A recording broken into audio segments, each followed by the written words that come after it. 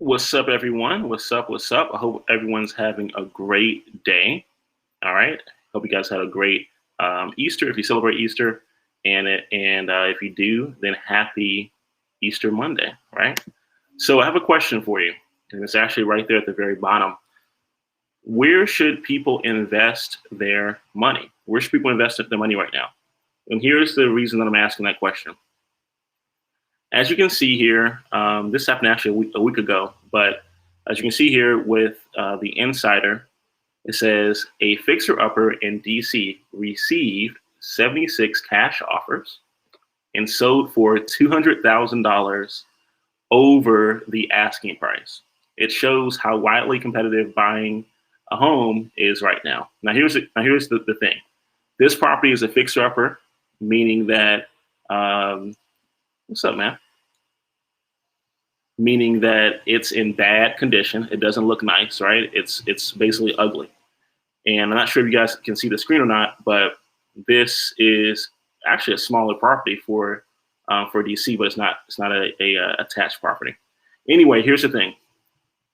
Why would someone pay well over asking price? Why would someone pay $460,000 for a property that's technically outside of DC? This property isn't even in DC.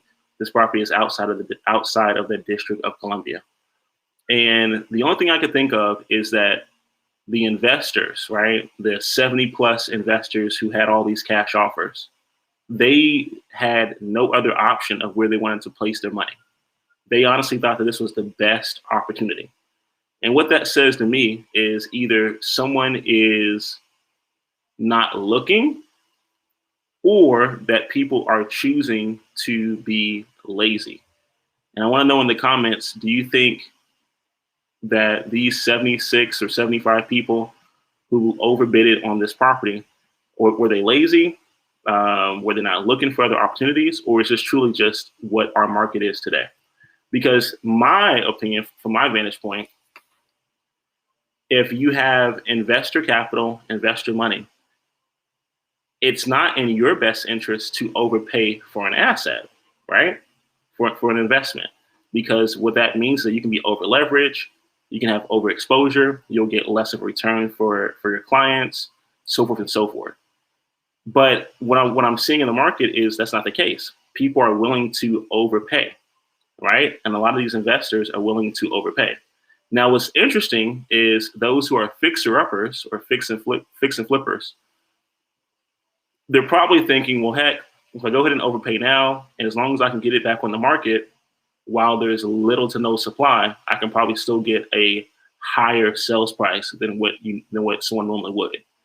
The caution that I'll give to anyone and everyone is, in the event that you go ahead and sell this particular property or any property, and it just so happens that in your luck that the market evens out, right, or quote unquote crashes, then you're stuck. And then you're going to be upside down. Then you're having to scramble and figure out what to do on a refinance, maybe rate and term or cash out to help your investors become more and more whole. All these are important things to think about before jumping right in.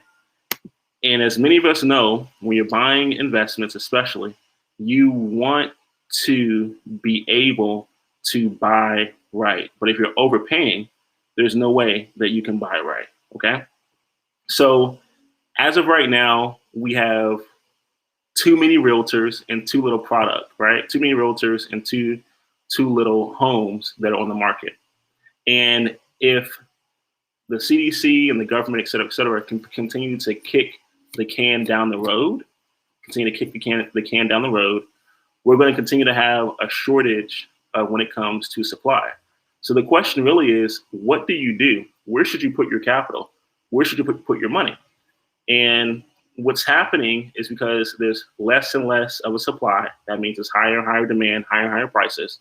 There are some people who are then choosing to go over to things such as the stock market, different types of equities and things like that. But I think there's something people are missing out on. Right now, everyone here, if you wanted to, you could actually begin to look at purchasing established businesses, businesses that are owned and operated by baby boomers, businesses that are not on the cusp of utilizing technology.